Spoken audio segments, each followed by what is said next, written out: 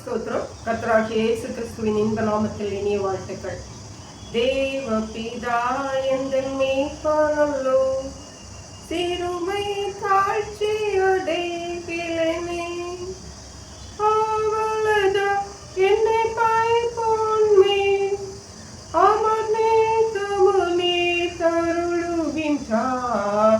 தேவ பிதா எந்தன் மேய்ப்பனல்லோ, சிறுமை தாழ்ச்சியடைகிறேனே.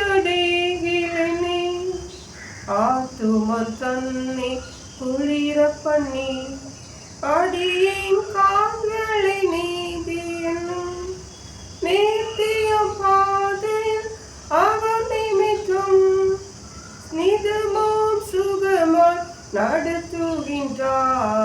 தேவ பிதா எந்தன் மேய்ப்பனல்லோ, சிறுமை தாழ்ச்சி அடைகிறேனே. இந்த பெண்களின் நிகழ்ச்சியில் நம்முடைய தியானத்திற்காக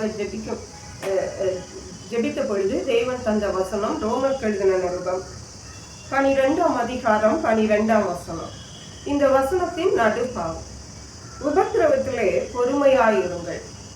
நம்முடைய கர்த்தராகிய இயேசு கிறிஸ்து பொறுமையை நம்மிடத்தில் எதிர்பார்க்கிற தேவன். அதை தான் தேவன் இன்றைக்கு நமக்கு ஞாபகப்படுத்த விரும்புகிறார். உபத்திரவங்களிலே பொறுமையாயிருங்கள். பொறுமையாயிருப்பதே மிகவும் கடினம். ஆனால் உபத்திரவத்திலே பொறுமையாயிருப்பது அது அதிலும் கடினம்தான்.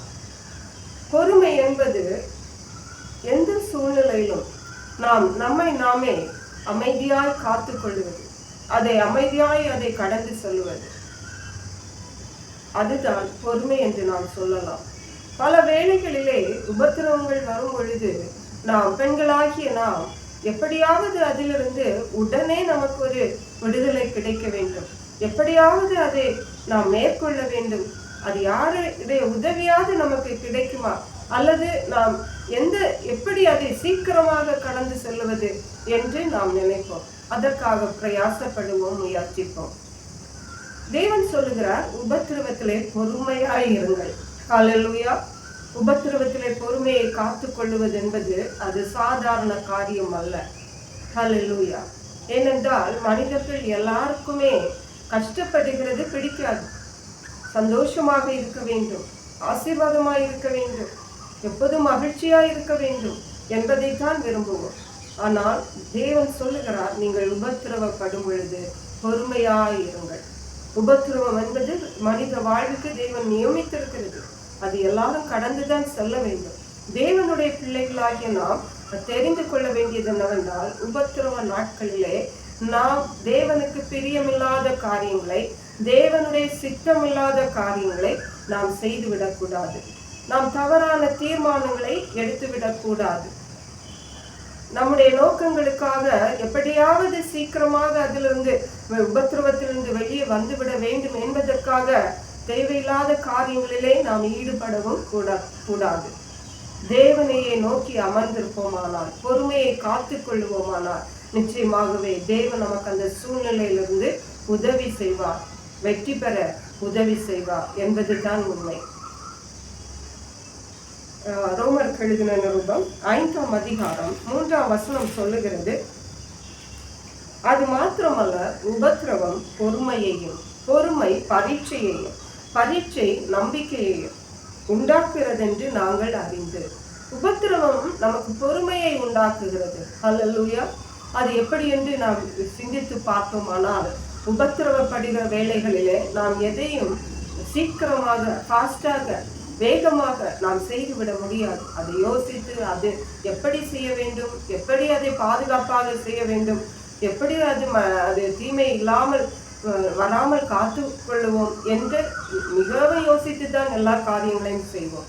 அதுதான் பொறுமை. உபத்திரவம் பொறுமையை நமக்கு தருகிறது என்று சொல்லுகிறது. யாக்கோபு எழுதின நிருபம் 5ஆம் அதிகாரம் 7ஆம் வசனம் முதல் வாசிக்கும் பொழுது, இப்படி இருக்க சகோதரரே, கர்த்தர் வருமளவும் நீடிய பொறுமையாயிருங்கள். ஹல்லேலூயா. பரிசுத்த தேவனால் அழைக்கப்பட்ட தேவனுடைய பிள்ளைகளாகிய நாம் ஒருவேளை நாம் சொல்லலாம், நம்முடைய பொறுமைக்கும் எல்லைகள் உண்டு என்று. அது உலக பிரகாரமான மனுஷர்களுக்கு பொருந்தும்.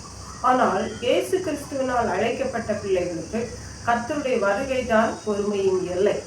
அவருடைய வருகை வரைக்கும் நாம் நீடிய பொறுமையாயிருக்க வேண்டும். அதாவது அதற்காக உபத்திரவத்திலே நாம் தரித்திருக்க வேண்டும் என்று அல்ல, உபத்திரவத்திலே தேவன் நமக்கு விடுதலை தருவார், அதற்காக நாம் பொறுமையாயிருக்க வேண்டும். ஆனால் தேவன் நமக்கு வாக்குத்தத்தம் பண்ணின ஆசீர்வாதங்களை இம்மையிலும் மறுமையிலும் நாம் பெற்றுக்கொள்வதற்கு பொறுமை நமக்கு அவசியம். இயேசு கிறிஸ்து வருவேன் என்று சொன்னார். அவர் வரும் அளவு நாம் பொறுமையாயிருக்க வேண்டும். என்றைக்கு வருவார், இன்றைக்கு வருவார் என்று நாம் சொல்லலாம். இத்தனை வருஷங்கள் வரவில்லை, இனி எப்படி வருவார் என்று நாம் சந்தேகப்படக்கூடாது. அதற்காக நாம் தேவனை விட்டு பின்வாங்கி விடவும் கூடாது. இயேசு கிறிஸ்து வரும் அளவும் நீடிய பொறுமை உள்ளவர்களாய் இருக்க வேண்டும். நம்முடைய எல்லா காரியங்களிலும் நாம் நீடிய பொறுமையை நாம் காத்து கொள்ளுகிறவர்களாய் காணப்பட வேண்டும். ஒருவேளை உபத்திரவங்களின் வழியாக நடந்தாலும் கூட இயேசு கிறிஸ்து வருமளவும் நாம் உபத்திரவப்படுகிறது அவருக்கு சித்தமானால் அதிலே நாம் நீடிய பொறுமையாய் இருக்க வேண்டியது அவசியமாயிருக்கிறது. அதனாலே தற்காலிக கொஞ்ச கால பாடுகளை நாம் களைந்து விட்டு தேவனோடு நித்திய காலமாக நாம் சந்தோஷமாக இருப்போம் என்பதுதான் உண்மை. ஹல்லேலூயா. அருமையான தேவனுடைய பிள்ளைகளே, உபத்திரவங்கள் என்றைக்கும் இருந்து விடாது. அதெல்லாம் தற்காலிகமானவை. உபத்திரவத்திலே பொறுமையை நாம் காத்து கொள்ளும் போது நிச்சயமாகவே இவ்வுலகத்திலும் மறு உலகத்திலும் இரட்டிப்பான நன்மைகளை சுதந்திரிக்க செய்ய தேவன் நமக்கு வல்லமையுள்ளவராய் இருக்கிறார். கீழே உள்ள வசனங்களை வாசிக்கும் பொழுது, சகோதரரே, நீங்கள் நீடிய பொறுமையோடு, அதாவது இதோ பயிரிடுகிறவன் பூமியின் நற்பலனை அடைய வேண்டும் என்று முன்மாறியும் பின்மாறியும் வருமளவும் நீடிய பொறுமையா இருக்கிறார். பூமியின் பலனை பெற்றுக் கொள்ளுவதற்கே முன்மாறியும் பின்மாறியும் வரும் வரைக்கும் பயிரிடுகிறவன் பொறுமையா இருக்க வேண்டியது அவசியமா இருக்கிறது. அப்படி இருந்தால்தான் பூமியின் நற்பலனை அவன் பெற்றுக்கொள்ள முடியும். அதே கொண்டுதான் தேவனால் அழைக்கப்பட்ட தேவனுடைய பிள்ளைகளாகிய நாம் பொறுமையோடு இருக்கும் பொழுதுதான் தேவன் நமக்கு வாக்குத்தத்தம் பண்ணின ஆசீர்வாதங்களை இம்மையிலும் மறுமையிலும் நாம் சுதந்திரிக்க முடியும். ஹல்லேலூயா. அதே போன்று கீழே 11 வசனத்தை வாசிக்கும் பொழுது, இதோ பொறுமையாய் இருக்கிறவர்களை பாக்கியவான்கள் என்கிறோமே, யோபின் பொறுமையை குறித்து கேள்விப்பட்டிருக்கிறீர்கள், கர்த்தருடைய செயலின் முடிவையும் கண்டிருக்கிறீர்கள். கர்த்தர் மிகுந்த உருக்கமும் இரக்கமும் உள்ளவராயிருக்கிறார். யோபு ஒரே நாளிலே எல்லாவற்றையும் இழந்து போனார். தன்னுடைய மனைவியை தவிர தன்னுடைய குழந்தைகளை இழந்தார், தன்னுடைய ஆஸ்திகளை இழந்தார், தன்னுடைய சரீர சுகத்தையே இழந்தார். அருமையான தேவனுடைய பிள்ளைகளே, அவர் பொறுமையா இருந்தார். உபத்திரவத்திலும் தேவனுக்கு விரோதமாய் பேசவில்லை, உபத்திரவத்திலும் அவர் அவிசுவாசமாய் இருக்கவில்லை. தேவனை பற்றி கொண்டிருந்தார், விசுவாசத்தோடு இருந்தார். தேவன் என்ன செய்தார் என்றால் இரட்டிப்பான நன்மைகளினாலே அவரை அலங்கரித்தார் என்று பார்க்கிறோம். அருமையான தேவனுடைய பிள்ளைகளை, பெண்களாகிய நாம் இன்றைக்கு ஒருவேளை உபத்திரவத்தின் நாட்களின் வழியாக கடந்து கொண்டிருக்கிறோம் என்றால் கவலைப்படாதிருங்கள், பொறுமையாயிருப்போம். கர்த்தர் நமக்காக கிரியை செய்வார், கர்த்தர் நமக்காக பெரிய காரியங்களை செய்வார். கர்த்தர் நம்மை இரட்டிப்பான நன்மைகளை தந்து இம்மையிலும் அருமையிலும் ஆசீர்வதிப்பார். கர்த்தர் தாமே இந்த வார்த்தைகளை ஆசீர்வதிப்பாராக ஜெபிப்போம். எங்களை கிருபையா நேசித்து பாதுகாத்து வழி நடத்துகிற எங்கள் அன்பின் தகப்பனே, ஆசீர்வதிக்கப்பட்ட இந்த நல்ல பெண்களின் நிகழ்ச்சிக்காக நன்றி.